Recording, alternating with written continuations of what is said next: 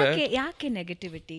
C, ನಾನು always ಇವಾಗ ನನ್ನನ್ನು ಯಾರಾದರೂ ಒಂದು ಆ್ಯಂಕರಿಂಗ್ಗೆ ಅಂತ suggestion what is your strength ಅಂತ ಕೇಳಿದಾಗ ಏನು ಮಾಡಬೇಕು ನಾವು ಅಂದಾಗ ನಾನು ಯಾವಾಗಲೂ ಒಂದು ಮಾತು ಹೇಳ್ತೀನಿ, what ever the situation is, ಒಂದು ಸಲ ನೀವು ಆನ್ ಸ್ಕ್ರೀನ್ ಬಂದ ಮೇಲೆ ನೋ ಬಡಿ ಕ್ಯಾನ್ ಸ್ಟಾಪ್ ಯು.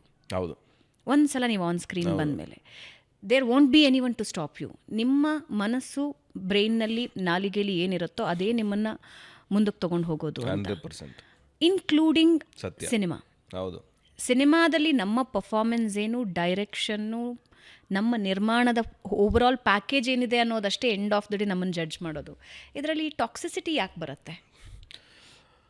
ಅಲ್ಲ, ಮನುಷ್ಯ ಏನಂದರೆ ನಿಮಗೆ ಬೇಸಿಕಲಿ ಮನುಷ್ಯ ಈಗ ಪ್ರತಿಯೊಬ್ಬರಿಗೂ ಏನಾಗಿದೆ ಗೊತ್ತಾ, ಒಂದು ನಂಗೆ ಗೊತ್ತಿಲ್ಲ, ಅಂದರೆ ಈ ಓಡ್ತಾ ಇರೋ ಜಗತ್ತಲ್ಲಿ ಎಲ್ಲ ನನಗೆ ಬೇಕು, ನನಗೆ ಸಕ್ಸಸ್ ಬೇಕು, ನನಗೆ ಇದು ಬೇಕು, ಅದು ಬೇಕು, ಇದು ಬೇಕು ಅನ್ನೋ ಜಂಜಾಟದಲ್ಲಿ ಮನುಷ್ಯ ಅಂದರೆ ಪಡ್ಕೋಬೇಕು ಅಂತ ಹಣದ ಹಿಂದ್ಗಡೆ ಓಡ್ತಾ ಇರೋ ಓಟ ಇದೆಯಲ್ಲ, ಆ ಓಟ ಜೊತೆಗೆ ನನಗೆ ಸಕ್ಸಸ್ ಬೇಕು, ನನಗೆ ಇನ್ನೊಂದೇನೋ ಬೇಕು, ಮತ್ತೊಂದೇನೋ ಬೇಕು, ಇದು ಬೇಕು, ಅದು ಬೇಕು, ಇದು ಬೇಕು ಅನ್ನೋದ್ರಲ್ಲಿ ತನ್ನನ್ನು ತಾನು ಕಳ್ಕೊತಾ ಹೋಗ್ತಾ ಇದ್ದೀನಿ ಅಂತ.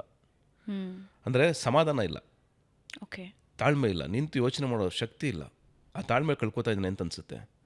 ಅಂದರೆ ಸ್ವಲ್ಪ ಅಂದರೆ ಸಕ್ಸಸ್ ಅನ್ನೋದು ಇಮಿಡಿಯೇಟಾಗಿ ಸಿಗಬೇಕು ಅನ್ನೋದೇನು ಅವಶ್ಯಕತೆ ಇಲ್ಲ. ಇರಲಿ, 1 ವರ್ಷ ಆಗಲಿ 2 ವರ್ಷ ಆಗಲಿ ನಿಧಾನಕ್ಕೆ ಮಾಡಬೇಕಂತೆ. ಅಂದರೆ ಯಾವುದೋ ಒಬ್ಬರನ್ನ ರೋಲ್ ಮಾಡೋದಾಗಿ ತೊಗೊಂಡು ಇಡೀ ಜಗತ್ತು ಓಡೋದ್ರಲ್ಲಿ ಅರ್ಥನೇ ಇರಲ್ಲ. ಆ್ಯಕ್ಚುಲಿ ನಾನು ಹಳ್ಳಿಯಲ್ಲಿ ಬೆಳೆದಿರೋದ್ರಿಂದ ಅವತ್ತಿನ ಮನುಷ್ಯನ ಅಪೇಕ್ಷೆ ಏನಿತ್ತು ಅಂತಂದರೆ ಜಸ್ಟ್ ಇಷ್ಟೇ ಇದ್ದಿದ್ದು, ಎದ್ದೇಳಬೇಕು, ಗದ್ದೆಗೆ ಹೋಗ್ಬೇಕು, ನೀರು ಕಟ್ಟಬೇಕು, ಬರಬೇಕು. ಅದಾದಮೇಲೇನು ಅವನ ಅಪೇಕ್ಷೆ, ಊಟ ತಿಂಡಿ, ಅದಾದಮೇಲೇನು ಮಗುವಿಗೊಂದು ಎಜುಕೇಷನು, ಅದಾದಮೇಲೇನು ಅದರ ಮಗುವಿನ ಮದುವೆ ಜವಾಬ್ದಾರಿ. ಆ ಮದುವೆನೂ ಹೆಂಗಿರ್ತಾಯಿತ್ತು, ತುಂಬ ಸಿಂಪಲಾಗಿ ಸರಳವಾಗಿರ್ತಾಯಿತ್ತು. ಮನೆ ಒಳಗಡೆ ಮದುವೆಗಳಾಗ್ತಾಯಿದ್ದು ತುಂಬ ಸಿಂಪಲಾಗಿ ಆಗ್ತಾಯಿತ್ತು. ಇವತ್ತು ಮನುಷ್ಯನ ಅಪೇಕ್ಷೆ ಏನು, ಇವತ್ತು ಅವನ ನಿರೀಕ್ಷೆಗಳೇನಿದ್ದಾವೆ, ಇವತ್ತು ಪ್ರತಿಯೊಬ್ಬರು ಮನೆ ಕಟ್ಟಲೇಬೇಕು, ಅದು ಲೋನ್ ಇರಲಿ ಇನ್ನೊಂದಿರಲಿ, ಪ್ರತಿಯೊಬ್ಬರು ಕಾರ್ ತಗೊಳ್ಳೇಬೇಕು, ಪ್ರತಿಯೊಬ್ಬರು ಲಕ್ಸುರಿ ಲೈಫ್ನ ಲೀಡ್ ಮಾಡಲೇಬೇಕು. ಅವರೊಂದು ಟ್ರಿಪ್ ಹೋಗಿದ್ದಾರೆ, ನಾವು ಹೋಗಬೇಕು.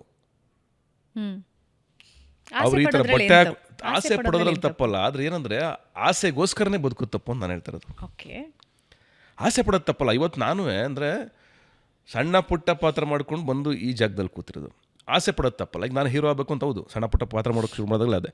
ಆದರೆ ನೀವು ಬಿಗಿನಿಂಗಲ್ಲೇ ನಾನು ಹೀರೋ ಆಗಿಬಿಡ್ತೀನಿ ಅಂತ ಅಂದ್ಕೊಂಡಿದ್ದರೆ ಬಹುಶಃ ಯಾವ ಅವಕಾಶನೂ ನನಗೋಸ್ಕರ ಓಪನ್ ಇರಲಿಲ್ಲ. ಬಟ್ ನಾನು ಯಾರು ಅಂತಲೇ ಪ್ರೂವ್ ಮಾಡಿರಲಿಲ್ಲ, ನಾನು ಯಾರು ಅಂತಲೇ ಜಗತ್ತು ಗೊತ್ತಿಲ್ಲ, ಜನಕ್ಕೆ ಗೊತ್ತಿಲ್ಲ.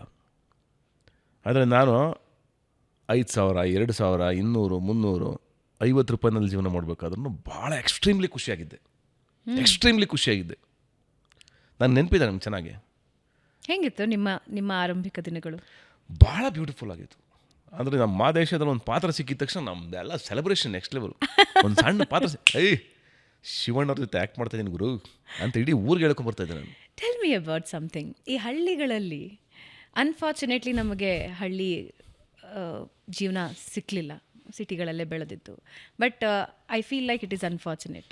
ಯಾಕೆಂದರೆ ಮೊನ್ನೆನೂ ಕೂಡ ನಿಮ್ಮ ಇಂಟರ್ವ್ಯೂಗೆ ಬಂದಾಗ ಆ ವಾತಾವರಣದಲ್ಲಿ ಸ್ವಲ್ಪ ಹೊತ್ತಿದ್ದು ವಾಪಸ್ ಬಂದಾಗಲೇ ಅದರ ಎನರ್ಜಿ ಲೆವೆಲ್ ಬಹಳ ಬ್ಯೂಟಿಫುಲ್ ಇತ್ತು, ತುಂಬ ರಿಲ್ಯಾಕ್ಸಿಂಗ್ ಇತ್ತು ನನಗೆ, ನನ್ನ ಪರ್ಸ್ನಲ್ ಎಕ್ಸ್ಪೀರಿಯನ್ಸ್. ಆ ಸೊಗಡಿನಿಂದ ಬಂದವ್ರು ನೀವು. ಸಿನಿಮಾ ರಂಗನ ಹೆಂಗೆ ನೋಡ್ತಾ ಇದ್ರು ಆ ಕಾಲದಲ್ಲಿ? ಅಂಬರೀಷ್ ಅವ್ರನ್ನ, ವಿಷ್ಣುವರ್ಧನ್ ಅವ್ರನ್ನ, ಶಿವರಾಜ್ ಕುಮಾರ್ ಅವ್ರನ್ನ, ಅವರೆಲ್ಲ ನಮ್ಮ ಮನೆಯವ್ರ ಥರ ಯಾರು ನಾವು ಸ್ಟಾರ್ ಅವರು ಅಥವಾ ಅವರು ನಮಗೆ ಇದು ಅವರು ಇವರು ಅಂತಲೇ ಬಳಸ್ತಾ ಇರಲಿಲ್ಲ ನಾವು. ರಾಜ್ಕುಮಾರ್ಗೂ ಅವನು ಇವನು ಅಂತಲೇ ಬಳಸೋದು. ಇವಾಗಲೂ ಹಳ್ಳಿಗಳಲ್ಲಿ ಜನ ಹಂಗೆ ಮಾತಾಡೋದು, ನನಗೂ ಅಷ್ಟೇ. ಶಿವಣ್ಣ ಆಗಲಿ, ಅಂಬರೀಷ್ ಅವರಾಗಲಿ, ಅಂಬರೀಷ್ ಬತ್ತನಂತೆ, ರಾಜ್ಕುಮಾರ್ ಬತ್ತನಂತೆ, ಲವ್ ಅದು ಅಂದರೆ ಅವ್ರವ್ರ ಅಭಿಮಾನಿಗಳು ಪ್ರತ್ಯೇಕವಾಗಿ ಅವತ್ತಿಗೂ ಇತ್ತು. ಸ್ಟಾರ್ ಕಟ್ತಾಯಿದ್ರು, ನಮ್ಮೂರಲ್ಲೂ ಸ್ಟಾರ್ ಕಟ್ತಾಯಿದ್ರು. ಒಂದು ಅಣ್ಣವ್ರ ಸಿನಿಮಾ ಹಾಕಿದ್ರೆ ನೈಟು VCP ಅಂತ ಬರೋದಲ್ಲ, ಒಂದು ಅಣ್ಣವ್ರ ಸಿನಿಮಾ ಹಾಕಿದ್ರೆ ಒಂದು ಅಂಬರೀಷ್ ಅಣ್ಣನ ಸಿನಿಮಾ ಹಾಕೋರು, ಒಂದು ವಿಷ್ಣುವರ್ಧನ್ ಅವ್ರ ಸಿನಿಮಾ ಹಾಕೋರು, ಹಿಂಗೆ ಎಲ್ಲರ ಫ್ಯಾನ್ಸ್ಗಳು ಅವ್ರವ್ರ ಸಿನಿಮಾಗಳನ್ನ ಹಾಕೋರು. ಅಂಬರೀಷ್ ಅಣ್ಣನ ಜಾಸ್ತಿ ನಮ್ಮ ಕಡೆ ತುಂಬ ಆಗ್ತಾಯಿದ್ರು. 1-2-3 ಸಿನಿಮಾ ಅವ್ರದ್ದು ಇದ್ದೇ ಇರೋದು. ಗಜೇಂದ್ರ, ಇಂದ್ರಜಿತು, ಆಮೇಲೆ ಅದು ಒಲವಿನ ಹುಡುಗರೆ, ಅವೆಲ್ಲ ರೆಗ್ಯುಲರಾಗಿ ಓಡುವ. ಅಂದರೆ VCPನಲ್ಲಿ ಅಂದರೆ ಒಂದು ಸಲ VCP ಹಾಕಿದ್ರೆ ನಿಮ್ಗೆ ಇಡೀ ಊರೇ ಕೂತ್ಕೊಂಡು ನೋಡೋದಲ್ಲಿ. ಐ ಥಿಂಕ್ ಇವತ್ತಿನ ಜೆನ್ಸೀಸ್ಗೆ VCP ಅಂದರೆ ಏನು ಅಂತ VCP ಗೊತ್ತಿಲ್ಲ ಅವ್ರಿಗೆ. ಈವನ್ ಸಿಡಿನೂ ಈಗ ಆ್ಯಕ್ಚುಲಿ ಇಲ್ಲ. ಹಂಗಾಗಿ ಅದೆಲ್ಲ ಬ್ಯೂಟಿಫುಲ್ ಮೆಮೊರೀಸ್. ಹಳ್ಳಿ ಒಳಗಡೆ ನಾನು ಬದುಕಿದ ಅಷ್ಟು ಕ್ಷಣಗಳು. ನಮ್ಮೂರು ಬಂದು ಮದ್ದೂರ ಹತ್ರ KM ದೊಡ್ಡಿ ಪಕ್ಕದಲ್ಲಿ ಯಲ್ಲಾದಹಳ್ಳಿ ಅಂತ, ನಾನು ಹುಟ್ಟಿ ಬೆಳೆದಿದ್ದಲ್ಲ ಅದೇ ಊರು. ಆ ಊರು, ಆ ಕೆರೆ, ಆ ಮನೆ, ನಮ್ಮ ತಾಯಿ, ಆ ಹಸು ಕರು, ನಾನು ಓಡಾಡಿದ ಜಾಗಗಳು, ಆಮೇಲೆ ಐಸ್ ಕ್ಯಾಂಡಿ ತಿಂತಾಯಿದ್ದು, ಅದಾದಮೇಲೆ ನಾವು ಕೊಬ್ಬರಿ ಮಿಠಾಯಿ ತಿಂತಾಯಿದ್ದು, ಪೆಪರ್ಮೆಂಟ್ ತಿಂತಾಯಿದ್ದು. ಆಮೇಲೆ ಏನೋ ಸಣ್ಣ ಸಣ್ಣದು ಬಾಯಿ ಬಣ್ಣ ಅಂತ ಬರೋದು, ಬಾಯಿ ತಿಂದರೆ ಬಾಯೆಲ್ಲ ಬಣ್ಣ ಆಗೋದು. ಅದಾದಮೇಲೆ ನಾವು ಮರ್ಕೋತಿ ಆಡಿದ್ದಾಗ್ಬೋದು, ಗಿಲ್ಲಿದಾಂಡು ಆಡಿದ್ದಾಗ್ಬೋದು, ಈಜಾಡಿದ್ದಾಗ್ಬೋದು, ಬಾಯಿ ಒಳಗಡೆ ಈಜು ಹೊಡಿತಾ ಇದ್ದಾಗ್ಬೋದು, ಹುಣಸೆಹಣ್ಣು ತಿಂದಿದ್ದಾಗ್ಬೋದು, ನೆಲ್ಲಿಕಾಯಿ ತಿಂದಿದ್ದಾಗ್ಬೋದು, ಸೀಬೆಕಾಯಿ ತಿಂದಿದ್ದಾಗ್ಬೋದು. ಪಾಪಾಸ್ ಕಳ್ಳಿ ಹಣ್ಣು ಅಂತ ಬರೋದು.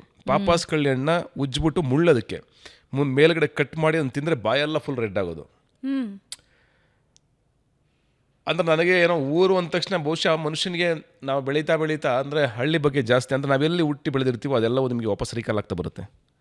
ನಾನು ಇದನ್ನು ಈ ಹಳ್ಳಿಯ ತನ್ನ ಊರಿನ ಮೇಲೆ, ತನ್ನ ಮನೆಯ ಮೇಲಿನ ಸೆಳೆತ ಗಂಡು ಮಕ್ಕಳಲ್ಲಿ ಜಾಸ್ತಿ ನೋಡಿದ್ದೀನಿ. ನನಗೆ ಸಿಕ್ಕಾಬಿಟ್ಟೆ ಇದೆ. ಅಲ್ಲ, ಗಂಡು ಮಕ್ಳು ಎಲ್ರಿಗೂ ಅದು ಹೆಂಗಿರುತ್ತೆ ಅದು ಸೆಳೆತ. ಇವಾಗ ಫಾರ್ ಎನ್ ಎಕ್ಸಾಂಪಲ್, ನಾನು ಹುಟ್ಟಿದ ಊರು ಬೇರೆ, ಬದುಕಿದ ಊರು ಬೇರೆ, ಆದರೆ ಕೆಲಸಕ್ಕೆ ಅಂತ ಬೇರೆ ಊರಿಗೆ ಬಂದುಬಿಟ್ಟಿರ್ತಾರೆ.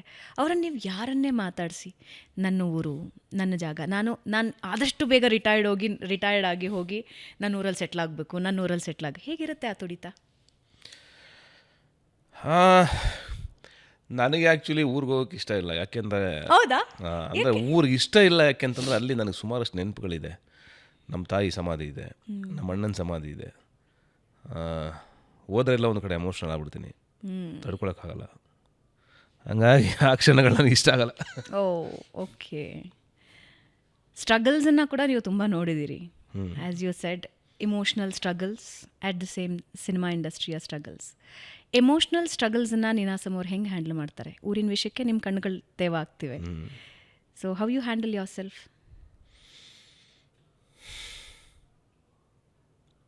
ಮೌನ. ಅಮ್ಮ ಅಣ್ಣ ಅಂದ ತಕ್ಷಣ ಏನು ತುಂಬ ನೆನಪಾಗತ್ತೆ?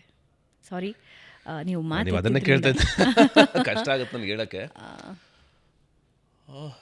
ಬಾಲ್ಯನೇ ಜಾಸ್ತಿ ನೆನಪಾಗೋದು ನನಗೆ.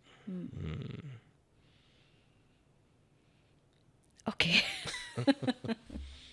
ಅದು ಸ್ವಲ್ಪ ಕಷ್ಟ ನನಗೆ ಹೇಳೋಕ್ಕೆ, sorry. That's okay, absolutely fine.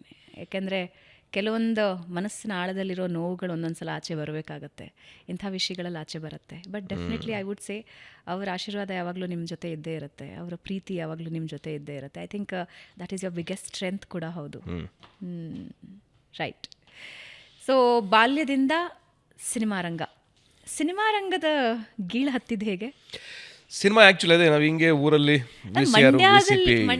ಪ್ರತಿಯೊಬ್ಬರಿಗೂ ಇರುತ್ತೆ. ಅಂದರೆ ಯಾಕೆಂದರೆ ಸಿನಿಮಾ ಅನ್ನೋದು ನಿಮಗೆ ಯಾವ ಊರನ್ನು, ಯಾವ ಮನುಷ್ಯನು, ಯಾವ ಜನಾಂಗನೂ ಬಿಟ್ಟಿಲ್ಲ. ಸಿನಿಮಾ ಒಂದು ಯಾವುದೋ ರೀತಿಯಲ್ಲಿ ಸಿನಿಮಾಗೆ ಎಲ್ಲರೂ ನಂಟ್ರೆ, ಪ್ರತಿಯೊಬ್ಬರು ನಂಟ್ರೆ.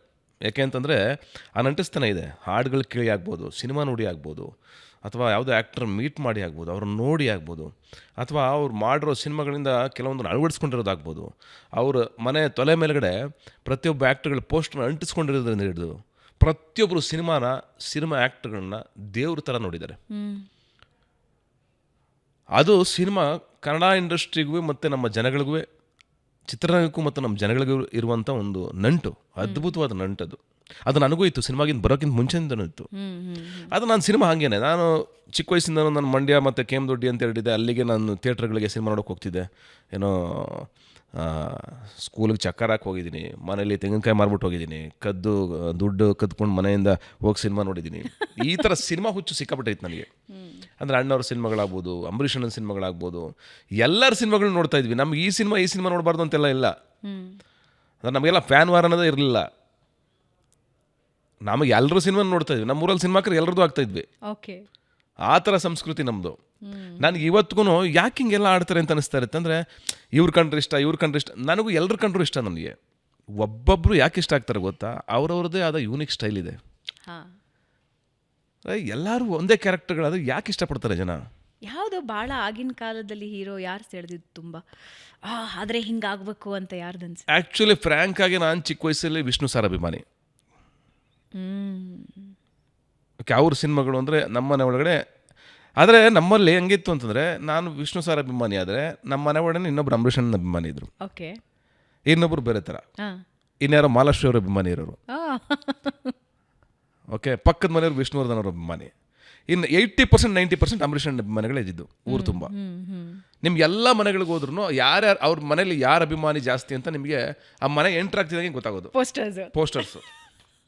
ನಮ್ಮ ಪಕ್ಕದ ಮನೆಯವರು ಆ್ಯಕ್ಚುಲಿ ಒಂದು 150-300 ಕ್ಯಾಸೆಟ್ ಇಟ್ಟಿದ್ರು. ವಿಷ್ಣುವರ್ಧನ್ ಅವ್ರದ್ದು ಅಷ್ಟು ಸಿನಿಮಾಗಳದ್ದು ಹಾಡುಗಳು ಮತ್ತೆ ವಾಯ್ಸ್ ಬರ್ತಾಯಿತ್ತು ಗೊತ್ತಾ ನಿಮಗೆ, ಟಾಕಿ ಬರ್ತಾಯಿತ್ತಲ್ಲ, ಅದು ಎರಡು ಕ್ಯಾಸೆಟ್ಗಳಿತ್ತು ಅವ್ರ ಹತ್ರ. ಅವರು ನೀಟಾಗಿ ಒಂದು ಬೆಡ್ಶೀಟ್ ಹಾಕಿ ಟ್ರಂಕ್ ಒಳಗಡೆ ಅದ್ರ ಮೇಲ್ಗಡೆ ಒಂದು ಲೇಯರ್ ಹಾಕಿ ನೀಟಾಗಿ ಜೋಡಿಸಿ, ಹೆಂಗಿತ್ತು ಅಂದರೆ ಹೊಸದಾಗಿ ತಂದಿರೋ ಥರ ಇತ್ತು.